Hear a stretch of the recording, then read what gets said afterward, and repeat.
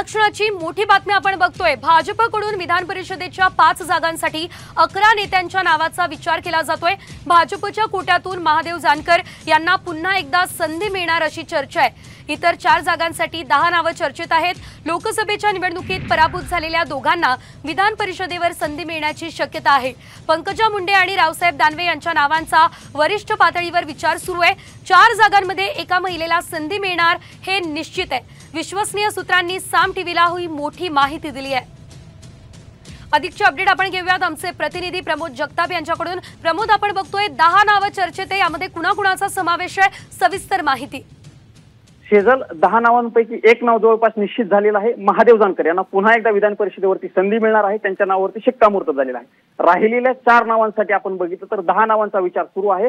त्यामध्ये प्रामुख्याने 2 महिलांचा समावेश असल्याचं आपल्याला पाहायला मिळते। त्यामुळे दोन्हीपैकी एका महिलेला विधान परिषदेवरती संधी मिळणार हे जवळपास निश्चित झालेलं आहे। चित्रा वाघ आणि पंकजा मुंडे या 2 महिला नावांची चर्चा खरं तर जवळपास निश्चित झालेली आहे। त्या दोघींची नावं, त्या दोघींपैकी एकीला संधी मिळू शकते।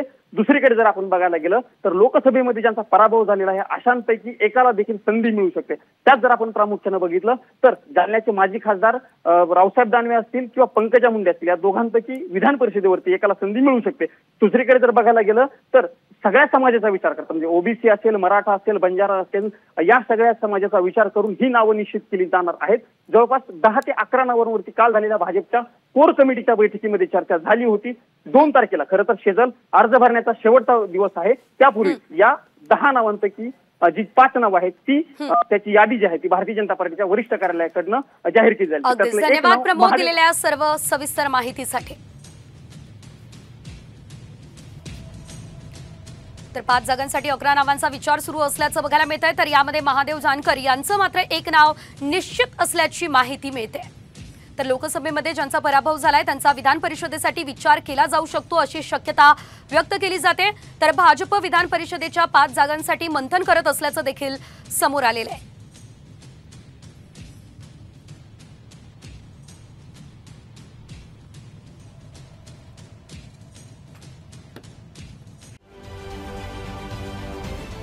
महाराष्ट्रातील सर्व बातम्यांचे विश्वासार्ह व्यासपीठ, सकाळच्या सर्व सोशल मीडिया प्लॅटफॉर्मला लाईक, फॉलो आणि सबस्क्राईब करा। तसंच सर्व नोटिफिकेशनसाठी बेल आयकॉन प्रेस करायला विसरू नका।